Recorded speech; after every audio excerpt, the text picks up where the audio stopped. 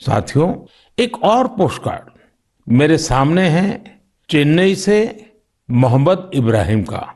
इब्राहिम 2047 में भारत को रक्षा के क्षेत्र में एक बड़ी ताकत के रूप में देखना चाहते हैं। वो चाहते हैं कि चंद्रमा पर भारत का अपना रिसर्च बेस हो और मंगल पर भारत मानव आबादी को बसाने का काम शुरू करे। साथ ही इब्राहिम पृथ्वी को भी प्रदूषण से मुक्त करने में भारत की बड़ी भूमिका देखते हैं। इब्राहिम, जिस देश के पास आप जैसे नौजवान हो, उसके लिए कुछ भी असंभव नहीं है। साथियों, मेरे सामने एक और पत्र है मध्य प्रदेश के रायसेन में सरस्वती विद्या मंदिर में क्लास 10 की छात्रा भावना का।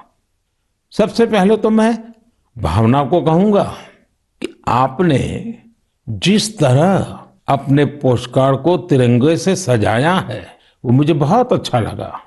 भावना ने क्रांतिकारी शिरीष कुमार के बारे में लिखा है।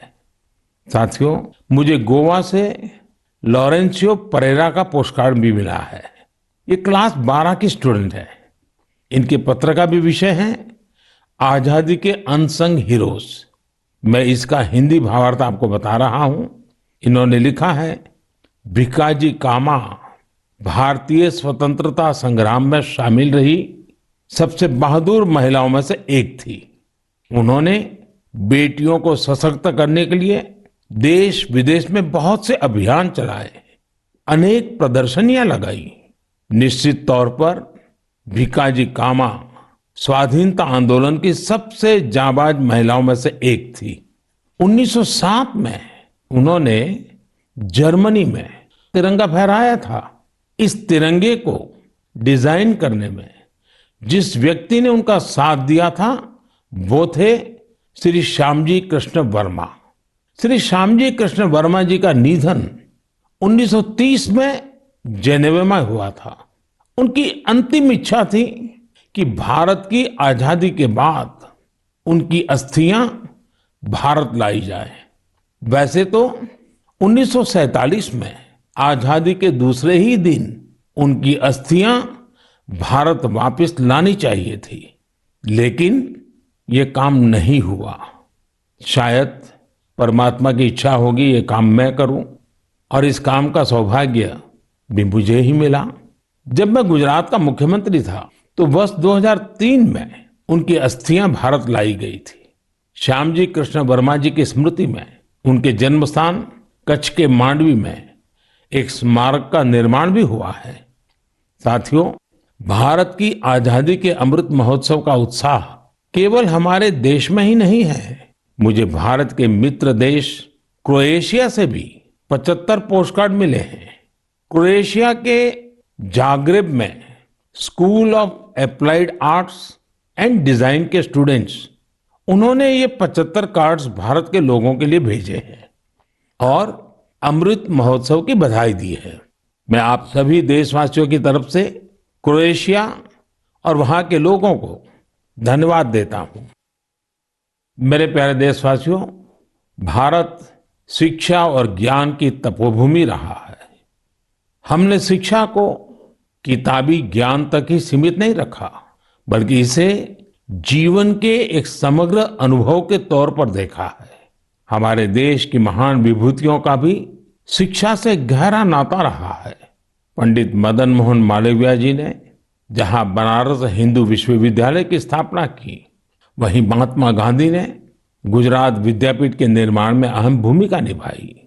गुजरात के आणंद में एक बहुत ही प्यारी जगह है वल्लभ विद्यानगर।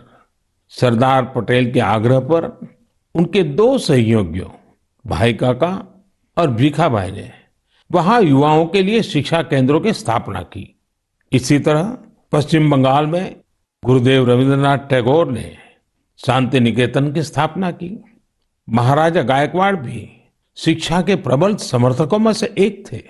उन्होंने कई शिक्षण संस्थानों का निर्माण करवाया और डॉक्टर अंबेडकर और श्री अरविंदो समेत अनेक विभूतियों को उच्च शिक्षा के लिए प्रेरित किया।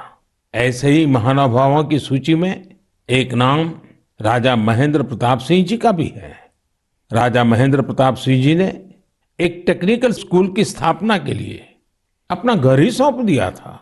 उन्होंने अलीगढ़ और मथुरा में शिक्षा केंद्रों के निर्माण के लिए खूब आर्थिक मदद की। कुछ समय पहले मुझे अलीगढ़ में उनके नाम पर एक यूनिवर्सिटी की आधारशिला रखने का भी सौभाग्य प्राप्त हुआ।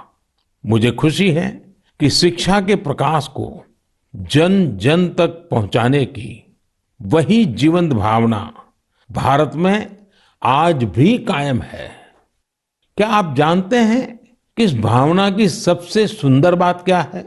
वो ये है कि शिक्षा को लेकर ये जागरूकता समाज में हर स्तर पर दिख रही है। तमिलनाडु के त्रिपुर जिले के उदुमलपेट ब्लॉक में रहने वाली तायम्मल जी का उदाहरण तो बहुत ही प्रेरणादायी है। तायम्मल जी के पास अपनी कोई जमीन नहीं है। बरसों से इनका परिवार नारियल पानी बेचकर अपना गुजर बसर कर रहा है। आर्थिक स्थिति भले अच्छी ना हो, लेकिन तायम्मल जी ने अपने बेटे बेटी को पढ़ाने में कोई कसर बाकी नहीं छोड़ी थी। उनके बच्चे Chinnaveerampatti panchayat union middle school में पढ़ते थे। ऐसे ही एक दिन स्कूल में अभिभावकों के साथ मीटिंग में ये बात उठी कि कक्षाओं और स्कूल की स्थिति को सुधारा जाए, स्कूल इंफ्रास्ट्रक्चर को ठीक किया जाए। तायम्मल जी भी उस मीटिंग में थी। उन्होंने सब कुछ सुना। इसी बैठक में फिर चर्चा इन कामों के लिए पैसे की कमी पर आकर टिक गई। इसके बाद तायम्मल जी ने जो किया उसकी कल्पना कोई नहीं कर सकता था। जिन तायम्मल जी ने नारियल पानी बेच बेचकर कुछ पूंजी जमा की थी, उन्होंने 1 लाख रुपए स्कूल के लिए दान कर दिए। वाकई ऐसा करने के लिए बहुत बड़ा दिल चाहिए, सेवा भाव चाहिए। तायम्मल जी का कहना है, अभी जो स्कूल है उसमें 8वीं कक्षा तक की पढ़ाई होती है। अब जब स्कूल का इंफ्रास्ट्रक्चर सुधर जाएगा तो यहाँ हायर सेकेंडरी तक की पढ़ाई होने लगेगी। हमारे देश में शिक्षा को लेकर यह वही भावना है जिसकी मैं चर्चा कर रहा था। मुझे आईआईटी बीएचयू के एक एल्यूमिनस के इस तरह के दान के बारे में भी पता चला है। बीएचयू के पूर्व छात्र जय चौधरी जी ने आईआईटी बीएचयू फाउंडेशन को $1 मिलियन यानी करीब करीब 7.5 करोड़ रुपया डोनेट किए। साथियों, हमारे देश में अलग अलग क्षेत्रों से जुड़े बहुत सारे लोग हैं जो दूसरों की मदद कर समाज के प्रति अपनी जिम्मेदारी का निर्वाह कर रहे हैं।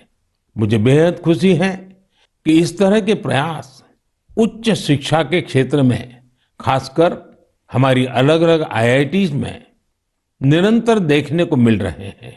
केंद्रीय विश्वविद्यालयों में भी इस प्रकार के प्रेरक उदाहरणों की कमी नहीं है।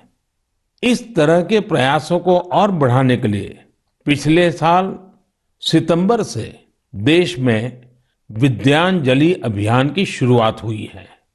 इसका उद्देश्य अलग अलग संगठनों, सीएसआर और निजी क्षेत्र की भागीदारी से देश भर के स्कूलों में शिक्षा की गुणवत्ता में सुधार लाना है।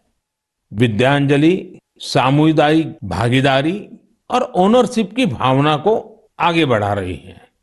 अपने स्कूल, कॉलेज से निरंतर जुड़े रहना, अपनी क्षमता के अनुसार कुछ न कुछ योगदान देना, यह एक ऐसी बात है जिसका संतोष और आनंद अनुभव लेकर ही पता चलता है।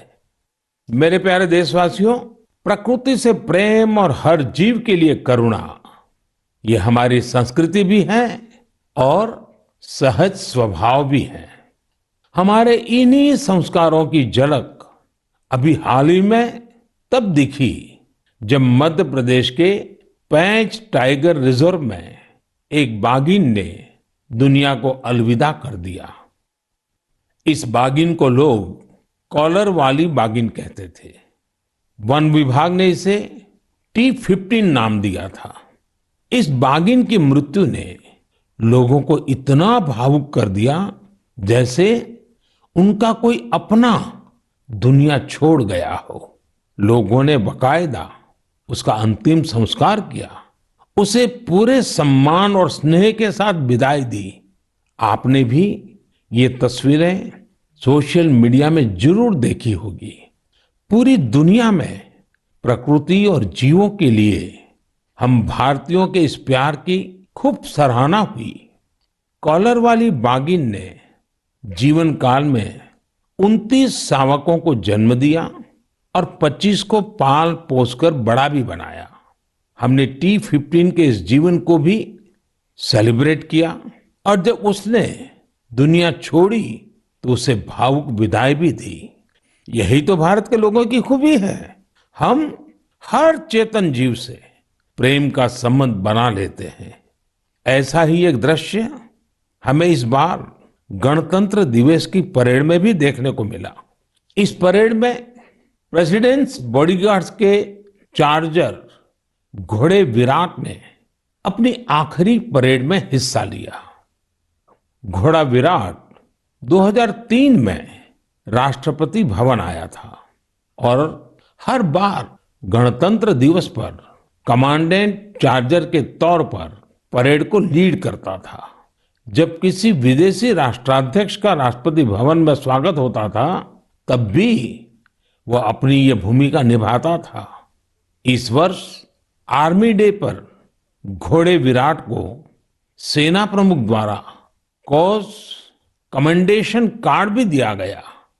विराट की विराट सेवाओं को देखते हुए उसकी सेवानिवृत्ति के बाद उतने ही भव्य तरीके से उसे विदाई दी गई।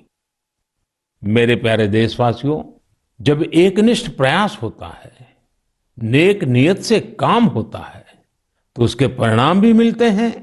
इसका एक बेहतरीन उदाहरण सामने आया है असम से।